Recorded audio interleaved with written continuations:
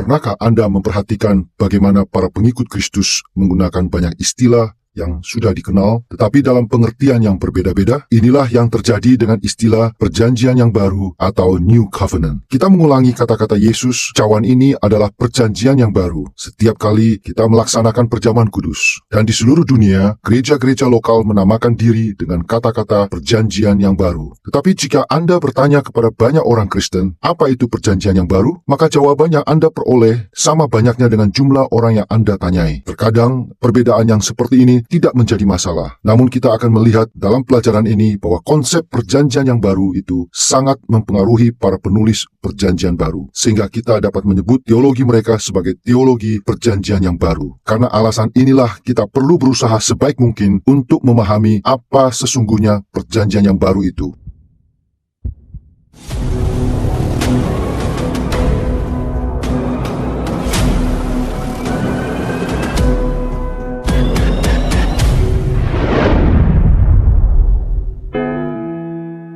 Inilah pelajaran ketiga dalam serial Kerajaan dan Perjanjian dalam Perjanjian Baru. Pelajaran ini kami beri judul Perjanjian yang Baru. Dalam pelajaran ini kita akan meneliti bagaimana para penulis Perjanjian Baru menggunakan konsep perjanjian yang baru untuk membentuk beberapa perspektif teologis mereka yang terpenting. Pelajaran kita terdiri dari dua bagian utama. Pertama, kita akan melihat bagaimana perjanjian yang baru itu mencirikan administrasi atau penyelenggaraan pemerintahan kerajaan Allah. Kedua, kita akan mempelajari bagaimana perjanjian yang baru itu menyingkapkan dinamika tertentu dalam interaksi antara Allah dengan umatnya. Mari kita lihat terlebih dahulu administrasi kerajaan Allah melalui perjanjian yang baru. Istilah Ibrani yang biasanya kita terjemahkan sebagai perjanjian atau covenant adalah berih dalam Septuaginta, yaitu perjanjian lama dalam bahasa Yunani. Istilah Ibrani ini diterjemahkan diatheke. Diatheke juga dipakai untuk perjanjian dalam perjanjian baru. Baik berih maupun diatheke memiliki konotasi kesepakatan atau fakta yang serius. Di dalam Alkitab, kita menyaksikan perjanjian antara orang-orang yang seusia. Ada juga perjanjian antara raja-raja dengan rakyatnya atau antara raja-raja dengan raja-raja lain.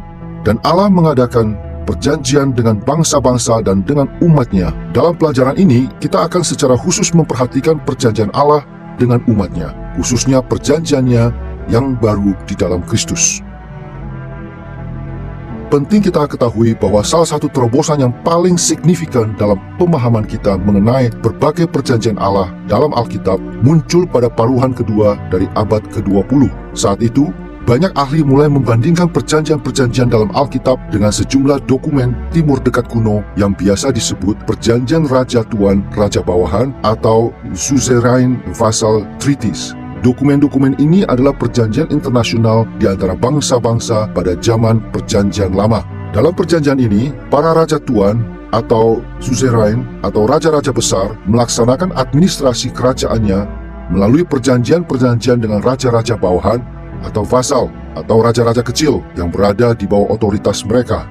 Seperti yang akan kita lihat, berbagai persamaan di antara perjanjian-perjanjian dalam Alkitab dengan perjanjian Raja Tuan, Raja Bawahan ini menyatakan dengan jelas bahwa perjanjian-perjanjian Allah dalam kitab suci merupakan sarana utama bagi Allah untuk menyelenggarakan administrasi kerajaannya. Kita melihat dalam perjanjian lama, khususnya dalam kitab Kejadian, dua jenis perjanjian yang berbeda yang diperlihatkan di dalam kitab suci. Pertama, kita melihat apa yang disebut sebagai perjanjian kesetaraan atau parity treaty antara dua orang bangsa yang setara kemampuan maupun kekuasaannya, sehingga keduanya membuat kesepakatan yang saling menguntungkan bagi kedua pihak. Misalnya, perjanjian antara Abraham dan Abimelek. Jenis perjanjian yang kedua yang kita lihat sesungguhnya merupakan perjanjian yang oleh sebagian orang di Timur Dekat kuno disebut perjanjian Raja Tuan Raja Bawahan. Perjanjian ini biasanya diadakan di antara kekuasaan-kekuasaan yang tidak setara. Yang satu lebih kuat dan besar, yang kemungkinan besar telah mengalahkan atau menaklukkan Anda dan kini ingin menjalin hubungan di mana pihak yang lebih besar itu, Sang Raja Tuan, menerima semua keuntungan dari Sang Raja Bawahan. Jadi perjanjian ini paling sering menuntut kesetiaan dari sang raja bawahan untuk terus berjanji akan tetap setia kepada sang raja tuan suzerain. Tetapi ada keuntungan yang diterima oleh sang raja bawahan, yaitu bahwa sang raja tuan sebagai akibatnya akan datang menyelamatkan setiap kali ada pasukan musuh yang datang untuk menaklukkan atau menguasai, sehingga dengan demikian ada jenis hubungan yang saling melindungi di dalam perjanjian ini juga.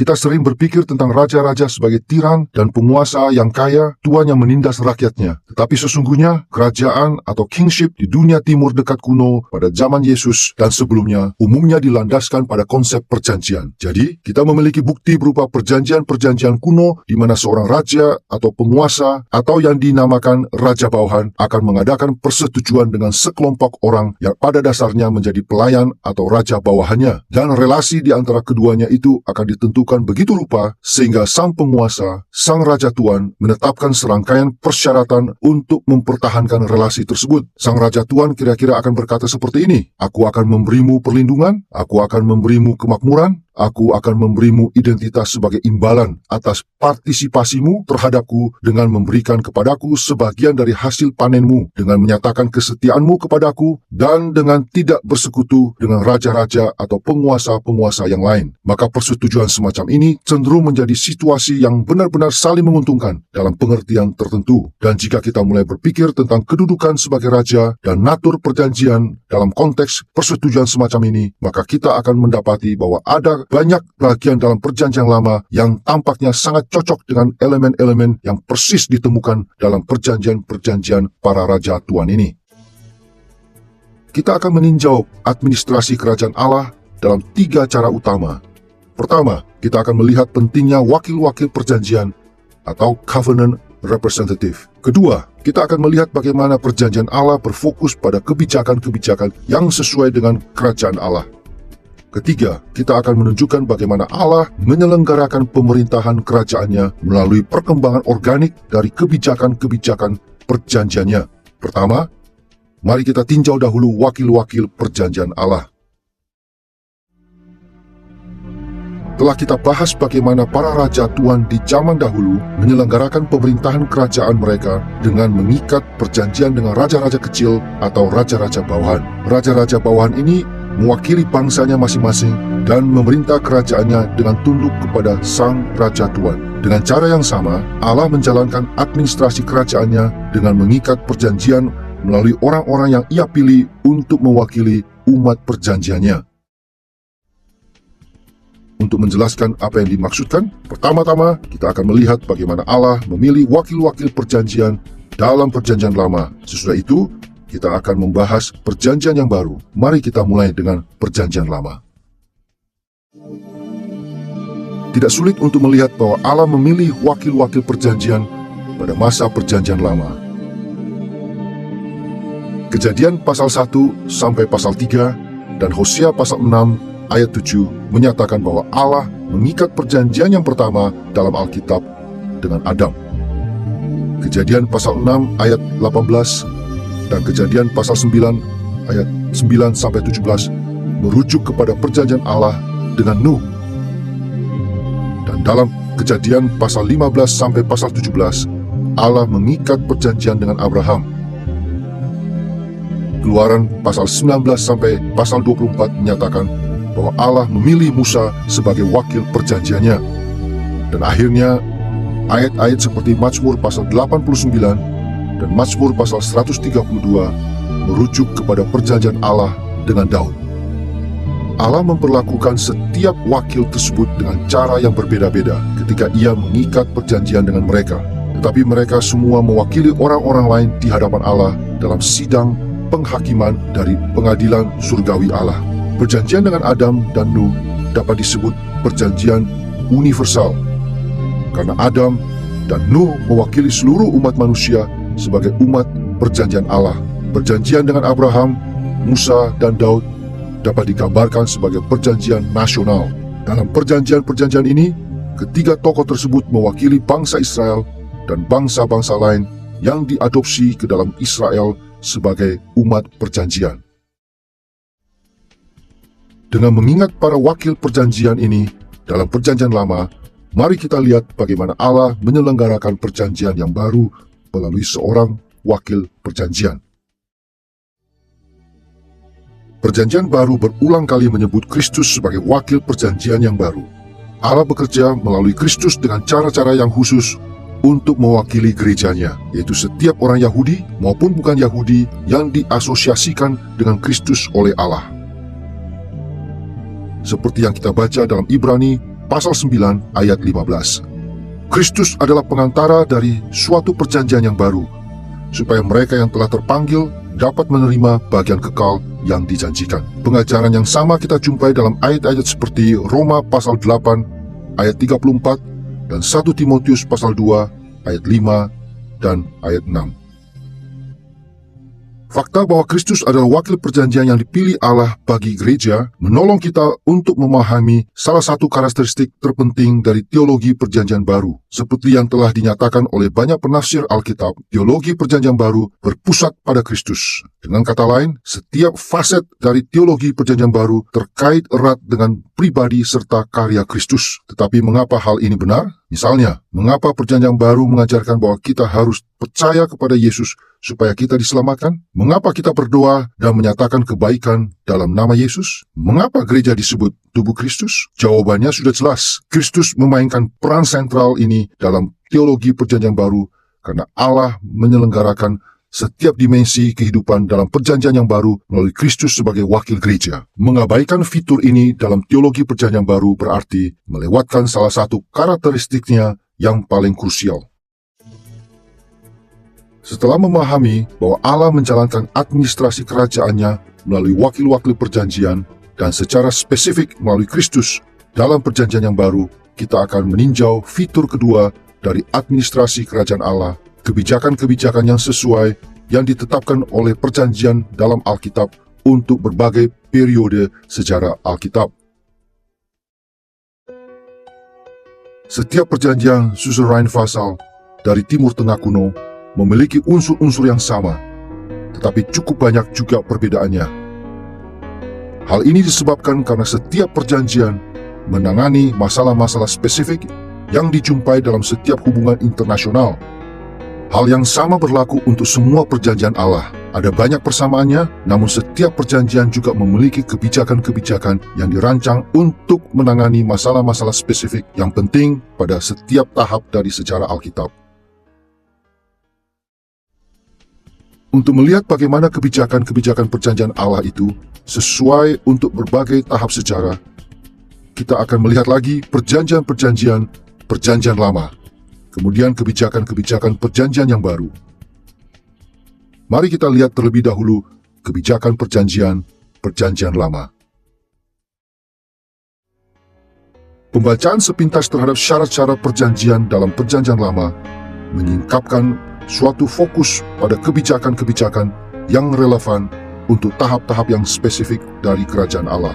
Perjanjian Allah dengan Adam dapat dengan tepat disebut perjanjian dasar atau fondasi atau Covenant of Foundations. Perjanjian ini menekankan sasaran-sasaran yang hendak dicapai oleh kerajaan Allah dan peran manusia dalam kerajaannya sebelum dan sesudah dosa masuk ke dunia. Sesudah air bah, Allah mengikat perjanjian dengan Nuh. Perjanjian ini dapat kita sebut perjanjian stabilitas. Perjanjian ini difokuskan pada stabilitas alam sebagai lingkungan yang aman, yang di dalamnya umat manusia yang berdosa dapat melayani tujuan-tujuan kerajaan Allah. Perjanjian dengan Abraham dapat kita sebut sebagai perjanjian pemilihan Israel. Fokus perjanjian ini ialah pada hak-hak istimewa dan tanggung jawab Israel sebagai umat pilihan Allah.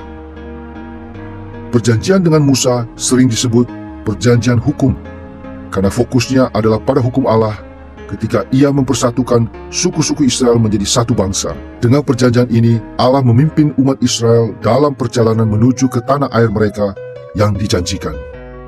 Dan akhirnya, kita dapat memandang perjanjian dengan Daud sebagai perjanjian kerajaan atau Covenant of Kinship.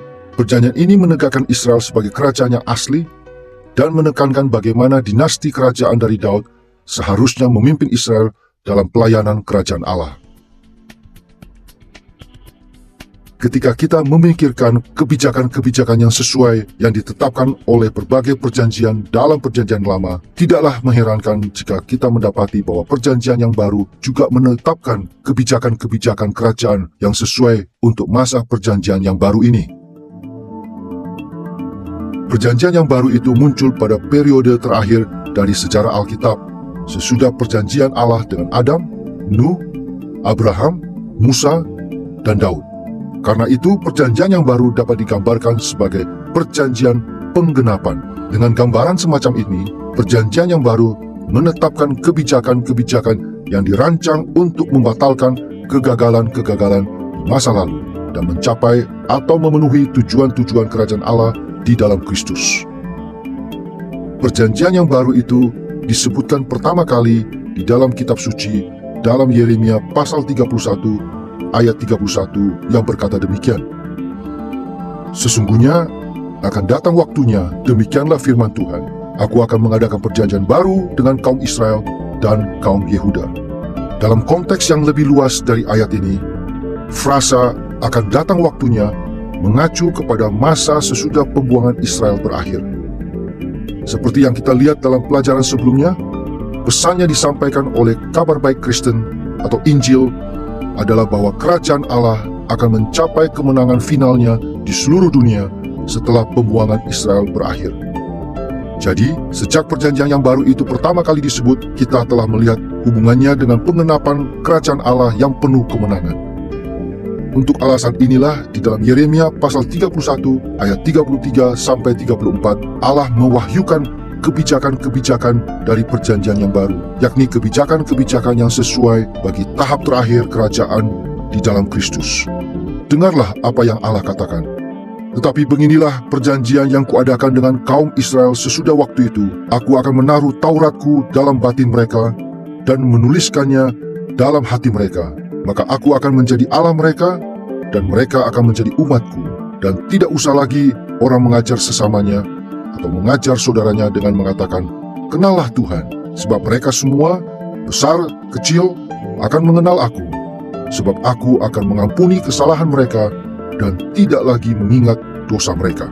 Perhatikan di dalam ayat ini, bahwa perjanjian yang baru akan membawa kerajaan Allah kepada tujuan terakhirnya, yaitu ketika Allah akan mengampuni kesalahan umatnya dan tidak lagi mengingat dosa mereka. Pada masa berkat-berkat terakhir yang kekal ini dicurahkan bagi umat Allah, Ia akan menaruh Tauratnya dalam batin mereka dan menuliskannya dalam hati mereka. Bahkan Allah berjanji untuk memberlakukan hal ini bagi setiap orang dalam perjanjian yang baru. Seperti yang Ia katakan, mereka semua, besar kecil, akan mengenal aku. Dalam ayat-ayat seperti Ulangan pasal 10 ayat 16, dan Yeremia pasal 4 ayat 4, Allah sering memperingatkan bangsa Israel untuk beralih dari hubungan lahiriah mereka dengan perjanjian Allah dan menyunatkan hati mereka. Dengan kata lain, mereka harus mengasihi Allah secara mendalam dengan cara menuliskan Tauratnya di dalam hati mereka. Tetapi dalam kebijakan-kebijakan dari masa perjanjian yang baru, Allah berjanji untuk campur tangan sedemikian rupa sehingga hal ini akan menjadi kenyataan bagi seluruh umat perjanjiannya. Setelah kebangkitan dan kenaikan Yesus, bentuk kerajaan Allah tetap sama dalam arti bahwa Allah memerintah umatnya di tempatnya. Namun perwujudannya sama sekali berbeda. Hal terpenting dari fakta bahwa Yesus duduk di sebelah kanan Allah ialah seperti yang dikhotbahkan oleh Rasul Petrus pada hari Pentakosta dalam Kisah Para Rasul pasal kedua. Ia telah mencurahkan Roh Kudus-Nya ke atas umatnya seperti yang dinubuatkan dalam kitab Yoel. Dan berdiamnya roh di dalam diri orang Yahudi dan yang mengejutkan mereka dan pada awalnya agak menggoncangkan juga di dalam diri orang bukan Yahudi, mengindikasikan bahwa kerajaan Allah tidak lagi akan terdiri atas umat Israel saja, yakni para keturunan lahiriah dari Abraham, tetapi juga mencakup para keturunan Abraham melalui iman. Seperti yang dikatakan Rasul Paulus dalam Roma pasal yang keempat, maka kerajaan Allah terdiri dari orang-orang dari setiap suku, bangsa, dan bahasa. Barang siapa beriman kepada Kristus akan menerima Roh Kudus, dan barang siapa memiliki Roh Kudus akan memiliki Allah yang hidup dan memerintah di dalam hidup mereka. Seperti yang telah kita bahas dalam pelajaran sebelumnya, Yesus mengajarkan bahwa masa perjanjian yang baru akan berlangsung dalam 3 tahap. Pertama, inaugurasi dari perjanjian yang baru terjadi dengan kedatangan Kristus yang pertama. Pada tahap ini, Kristus menggenapi banyak, tapi tidak semua pengharapan dari perjanjian yang baru. Lalu dalam kelanjutannya atau kontinuitasnya, masa perjanjian yang baru akan berlanjut untuk suatu periode waktu yang tidak ditentukan melalui sejarah gereja. Pada tahap ini, Kristus menggenapi lebih banyak lagi pengharapan yang ada, namun tetap saja belum menggenapi semua pengharapan dari perjanjian yang baru. Dan akhirnya, masa perjanjian yang baru akan mencapai penyempurnaannya pada kedatangan Kristus yang kedua, ketika semua yang diharapkan akan digenapi seluruhnya. 3 tahap penggenapan perjanjian yang baru ini menolong kita untuk mengenal karakteristik dasar yang kedua dari teologi perjanjian baru. Teologi perjanjian baru bukan hanya berpusat pada Kristus, tetapi juga bertujuan untuk menjelaskan kebijakan-kebijakan perjanjian yang baru dalam perkembangannya di dalam ketiga tahap tersebut. Oleh sebab itu, para penulis perjanjian baru harus mencurahkan waktu untuk menyesuaikan pengharapan-pengharapan untuk kehidupan dalam perjanjian yang baru. Misalnya, berbeda dengan pengharapan yang dimunculkan oleh Yeremia pasal 31, ayat-ayat seperti Matius pasal 6 ayat 12 dan 1 Yohanes pasal 1 ayat 9 menjelaskan bahwa para pengikut Kristus masih perlu memohon pengampunan karena mereka masih melanggar Taurat Allah. Kita juga melihat dalam ayat-ayat seperti 2 Korintus pasal 11 ayat yang ke-13 dan Galatia pasal 2 ayat 4 bahwa orang-orang percaya yang palsu masih tetap tinggal di antara orang-orang percaya sejati di dalam gereja perjanjian yang baru. Bagaimanakah hal-hal ini dan faktor-faktor lainnya dipengaruhi oleh kebijakan-kebijakan perjanjian yang baru yang mulai berlaku? Dengan satu atau lain cara, setiap dimensi dari teologi perjanjian baru difokuskan untuk menjawab pertanyaan ini. Setelah kita melihat bagaimana Allah menyelenggarakan pemerintahan kerajaannya melalui wakil-wakil perjanjian dan kebijakan-kebijakan yang sesuai untuk setiap tahap sejarah Alkitab, kita akan memperhatikan perkembangan organik dari kebijakan-kebijakan dalam perjanjian di dalam Alkitab. Ketika berbicara tentang kebijakan perjanjian yang berkembang secara organik, dapat kita bayangkan pertumbuhan sebuah pohon. Sebuah pohon akan berubah ketika bertumbuh dari biji sampai menjadi pohon yang dewasa sepenuhnya. Namun pohon itu tetap adalah makhluk hidup yang sama. Nah, kira-kira seperti itulah perjanjian-perjanjian dalam perjanjian lama. Setiap perjanjian dalam perjanjian lama mempunyai wakil perjanjian yang berbeda dan berfokus pada kebijakan-kebijakan yang sesuai untuk masa tertentu dalam sejarah. Akan tetapi, sama seperti sebuah pohon, tetap terdapat kesatuan organik di dalamnya sekalipun ada perubahan yang terjadi. Kita akan membahas perkembangan organik dari perjanjian-perjanjian Allah, pertama dalam perjanjian lama. Lalu kita akan melihat perkembangan organik dari perjanjian lama ke perjanjian yang baru. Mari kita mulai dengan perjanjian-perjanjian dalam perjanjian lama. Kita dapat melihat perkembangan organik dari perjanjian-perjanjian dalam perjanjian lama jika kita mengingat bagaimana kebijakan-kebijakan perjanjian itu terus berlaku di sepanjang sejarah perjanjian lama. Misalnya, sejak zaman Adam, Allah menetapkan bahwa umat manusia sebagai gambarnya akan meluaskan kerajaannya ke seluruh bumi. Kebijakan ini berkembang seiring berjalannya waktu, namun tidak pernah ditiadakan seluruhnya. Sejak zaman Nuh, Allah menetapkan stabilitas alam sebagai tempat yang aman bagi gambar Allah yang telah jatuh dalam dosa untuk melayani tujuan-tujuan kerajaannya. Kebijakan administratif ini mengalami banyak perubahan dalam perjanjian-perjanjian selanjutnya, namun Allah tidak pernah menyingkirkannya. Sejak zaman Abraham, Israel diberi hak-hak istimewa serta tanggung jawab yang khusus sebagai umat pilihan Allah. Peran yang khusus ini di dalam sejarah berkembang sejalan dengan bertambahnya perjanjian, tetapi tidak pernah hilang dari administrasi kerajaan Allah. Sejak zaman Musa, Taurat berfungsi sebagai penuntun bagi Israel. Taurat ini harus diterapkan secara berbeda ketika ada perjanjian-perjanjian lain yang ditambahkan. Namun Taurat itu tidak pernah dihapuskan. Dan sejak zaman Daud, dinasti kerajaan Daud telah memimpin umat Allah dalam pelayanan kerajaan yang mereka lakukan. Meskipun kepemimpinan dinasti Daud berubah dengan adanya perjanjian yang baru dan kehadiran Yesus sebagai Raja, namun kepemimpinannya tidak disisihkan. Pola perkembangan organik yang kita lihat dalam perjanjian lama terus berlanjut dalam perjanjian yang baru di dalam Kristus. Perjanjian ini pun berkembang secara organik dari perjanjian-perjanjian yang mendahulunya. Mari kita lihat lagi Yeremia pasal yang ke-31 ayat 31, di mana Allah berkata, "Aku akan mengadakan perjanjian baru dengan kaum Israel dan kaum Yehuda."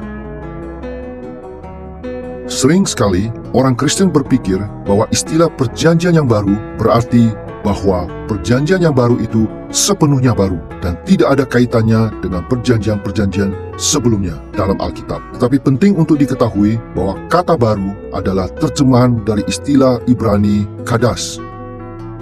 Ayat-ayat seperti Yesaya pasal 61 ayat 4, Yehezkiel pasal 36 ayat 26, dan Ayub pasal 29 ayat 20 menjelaskan bahwa istilah ini dan kata-kata kerja turunannya tidak berarti sepenuhnya baru. Sebaliknya, rumpun istilah ini berarti diperbaharui, direnovasi, dibangun kembali, atau disegarkan kembali. Pengertian ini didukung oleh fakta bahwa Allah berkata perjanjian yang baru itu akan diadakan dengan kaum Israel dan dengan kaum Yehuda. Dengan kata lain, perjanjian yang baru adalah perjanjian nasional yang diperbaharui dengan keturunan Abraham serta orang bukan Yahudi yang diadopsi menjadi anggota keluarganya setelah pembuangan Israel berakhir. Tentu saja, sama seperti setiap perjanjian lama sebelumnya, perjanjian yang baru menetapkan kebijakan-kebijakan yang sesuai untuk tempatnya di dalam sejarah. Kebijakan-kebijakan yang baru ini diwahyukan melalui Kristus dan melalui rasul-rasul serta nabi-nabinya. Tetapi, sama seperti setiap perjanjian dalam perjanjian lama, perjanjian yang baru ini memperbaharui, membangun kembali, merenovasi, atau menyegarkan kembali kebijakan-kebijakan yang telah ditetapkan Allah dalam administrasi perjanjian sebelumnya. Ketika kita berpikir tentang kerajaan Allah di sepanjang kanon kitab suci dan di sepanjang sejarah penebusan, kita menjumpai perubahan di dalam administrasi kerajaan ketika kita meneliti perjanjian-perjanjian Alkitabiah dan tiba pada kulminasinya di dalam Kristus. Jadi, misalnya, secara khusus dalam perjanjian lama, ketika Allah membawa rencana penyelamatannya melalui bangsa Israel ke dalam perjanjian yang lama, ia terutama bekerja dengan suatu bangsa. Ia sedang bekerja terutama dalam konteks teokrasi, suatu representasi yang kasat mata dari bangsa tersebut, di mana melalui mereka akan diwujudkan kedatangan Mesias, yaitu kedatangan Tuhan Yesus. Dan Anda melihat banyak hal dalam administrasi kerajaan itu dikaitkan dengan mereka di suatu tempat, lokasi, negeri yang spesifik, di bawah kekuasaan dan pemerintah tertentu, dan seterusnya. Lalu saat Anda berpikir tentang penggenapannya di dalam Kristus, kalau Anda menghadirkan kerajaan itu di dalam perjanjian yang baru, terdapat beberapa perubahan. Kristus jelas adalah Raja. Dialah yang mengenapi tipe dan bayang-bayang perjanjian lama, yang mengenapi peran Daud dan Musa. Dan dialah yang di dalam kehidupan dan kematian serta kebangkitannya memulai kerajaan itu, mendatangkan pemerintahan Allah yang menyelamatkan itu ke dalam dunia. Dan selanjutnya mewujudkan sebuah komunitas internasional yang kita sebut gereja, yaitu satu manusia baru, Yahudi dan bukan Yahudi, bersama-sama, sehingga ia sekarang memerintah di dalam dan melalui gereja. Inilah pemerintahan spiritual dan bertahtanya Kristus melalui umatnya ketika pria, wanita, anak laki-laki, dan anak perempuan datang kepada iman dan pertobatan. Pada saat mereka percaya, mereka memasuki kerajaan itu. Pemerintahan Allah yang menyelamatkan itu datang menghampiri mereka. Kerajaan itu sekarang bersifat internasional, di mana pemerintahan Allah sekarang membawa ke dalamnya suatu umat yang berasal dari setiap suku, bangsa, kaum, dan bahasa. Dan kerajaan itu menampakkan dirinya di dalam gereja lokal, di mana ada semacam teokrasi di sana, di mana Kristus memerintah umatnya di dalam gereja lokal, tetapi teokrasi itu tidak sama persis dengan teokrasi di bawah bangsa Israel dahulu kala. Jadi ketika kita memikirkan tentang administrasi Allah atas kerajaannya dan bagaimana hal itu bisa berubah, kita tentunya tidak bermaksud memandang Allah seperti semacam birokrat kuno yang sedang berusaha untuk membuat suatu bagan organisasi yang baru karena yang sebelumnya tidak berhasil, sehingga ia seakan-akan mempunyai rencana B. Tidak seperti itu. Tujuan-tujuan Allah harus konsisten. Maka saya kira yang terbaik ialah mengasumsikan bahwa prinsip kerjanya akan relatif sama, dan kemudian kita melihat perubahan apa saja yang mungkin telah dilakukan. Dalam kasus ini, menurut saya, fakta bahwa Yesus tidak lagi hadir itu penting supaya Roh Kudus datang, sehingga gereja diberi kuasa bukan hanya untuk memusatkan perhatian kepada Yesus secara fisik di suatu lokasi tertentu, melainkan gereja bebas untuk menyebar bersama dengan Roh Yesus untuk menyampaikan pesannya, untuk membawa misinya ke seluruh dunia. Nah, ada pergeseran dalam perjanjian-perjanjian, yaitu apa yang tadinya berlaku di dalam daging, kini dikerjakan oleh kuasa Roh, sehingga sasaran dari perjanjian yang lama, yaitu mengasihi Allah dengan segenap hati, pikiran, dan jiwa, dan kekuatan, serta mengasihi sesama seperti diri sendiri, kini orang-orang percaya telah menerima kuasa untuk melakukannya.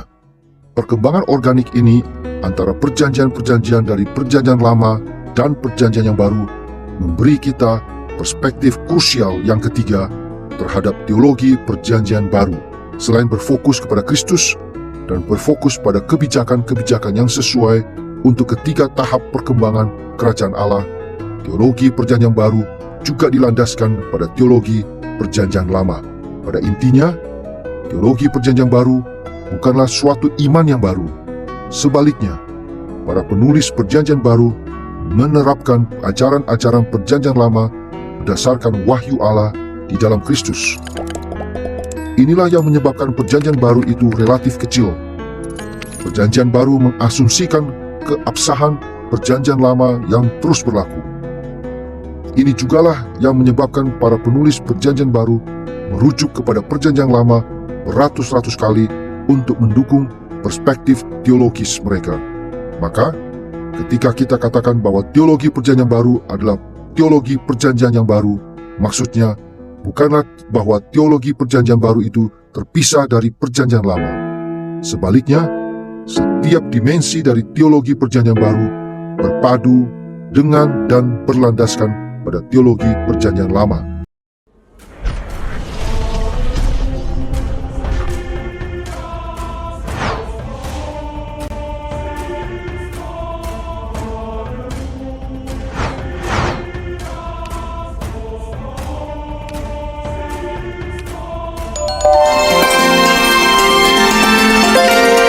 I believe in God the Father Almighty, maker of heaven and earth.